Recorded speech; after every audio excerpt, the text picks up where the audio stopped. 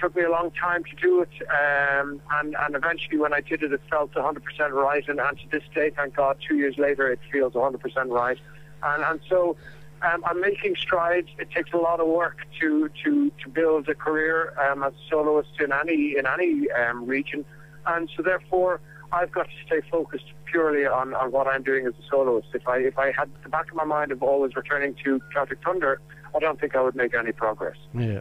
You started out as a boy soprano many years ago under the auspices of Dr. Veronica Dunn in Ireland's, she's one of Ireland's leading lady of opera. Now, what age were you then, Paul, when you started out singing? Well, I started classical training at the age of 7, and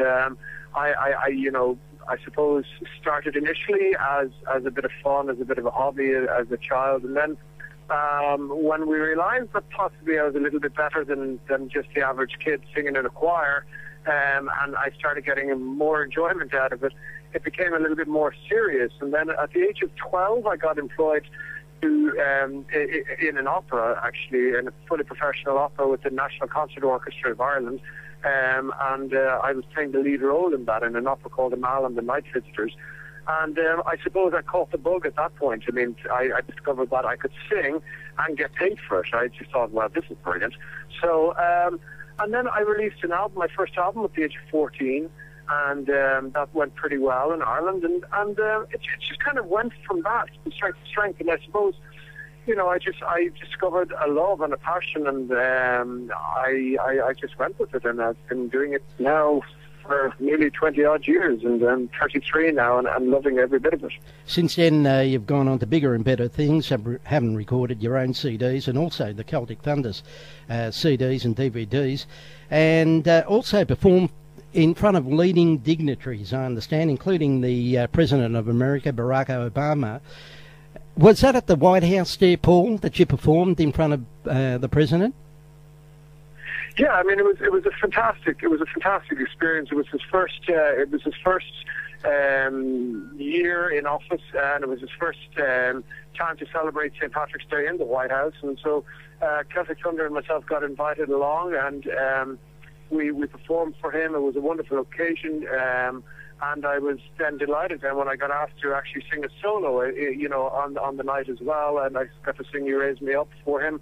And you know, wonderful, as I said, a wonderful experience. Got to meet himself and his lovely wife, Michelle, and they're very, very lovely people, very welcoming and very supportive. They had said they'd been watching us on their public television here in America, and so it was very encouraging, a wonderful experience, as I said. And I, as you mentioned, I've had some wonderful experiences with regards to singing for dignitaries. You know, I've got to perform from our own Irish president. I got to sing for the Emperor of Japan. So, you know, all these things are the icing on the cake to a profession that, you know, at times can be a little rough, but by and large, it's a joy to be in. Now, Paul, I've got to ask you this question. What was the scrutiny and security like attending the House on the Hill? I mean, that would have been some feat. Well, do you know what? Believe it or not, it wasn't too bad. I mean, it's certainly, but we weren't made to feel that we were under tight security. You know, we weren't allowed to talk about it before performing there. We were only allowed to talk about it afterwards. I'm not too sure why, but that works for them. It works for me. And then I think they had done background checks and all the rest on us to make sure that we weren't any lunatics going in there. So, but you know, it was made very relaxed. I got to say, it was a really relaxed environment. And you know, one thing that the Americans do is security very, very well, and it was a really great experience. I got to be honest with you. I had to leave because obviously you go in with what you're wearing, and then you leave with what you're wearing, and that's all you're allowed to bring in and walk out with. Yeah. But I have to confess, I can do it on Australian radio. I did rob some napkins that had the presidential crest on them, and so I have them in my pocket. That's my souvenir of the White House. Oh, there you go. A memento, eh? Sorry? A memento. I meant him, absolutely, yeah. I couldn't go home, so I couldn't go home to my grandmother and say I didn't bring her anything home from the White House. You know? Now, I remember, just capping on that, before we get back into your successes as a solo artist, I remember when Richard Nixon was the key man at the White House, and Elvis Presley paid him a visit, can you believe? And it was open gates with Elvis, a special occasion wherever he visits the King. And how he got in there is beyond me, but he got to meet Richard Nixon one-on-one in the Oval Office. Oh, wow, yeah, I certainly the Oval Office was not an option for us, unfortunately. But that being said, I think just, getting in there and getting to sing was an incredible experience. And I, as a fan of American politics, I enjoy watching, I enjoy politics by and large. It's kind of, it's one of my nerdish kind of side hobbies.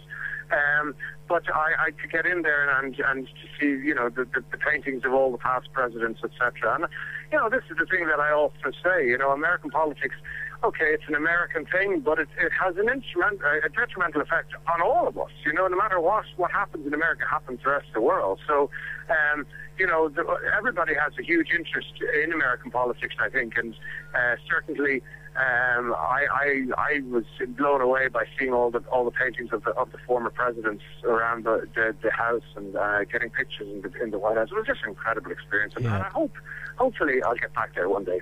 Now, Paul, can I just play a few bars of a track off your CD because you got because you got a beautiful octave range, and we're going to play From a Distance.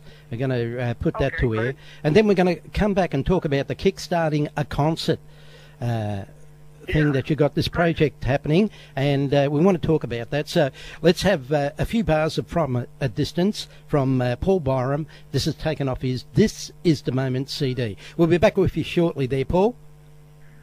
Great. Here we go.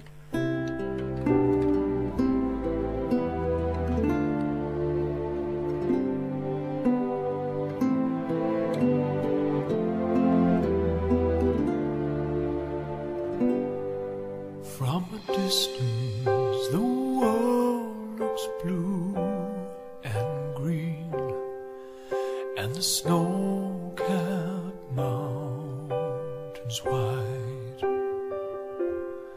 From a distance the ocean meets the stream, and the eagle takes to flight. From a distance there is harmony, and it echoes through the land. It's the voice of hope, it's the voice of peace, it's the voice of every man.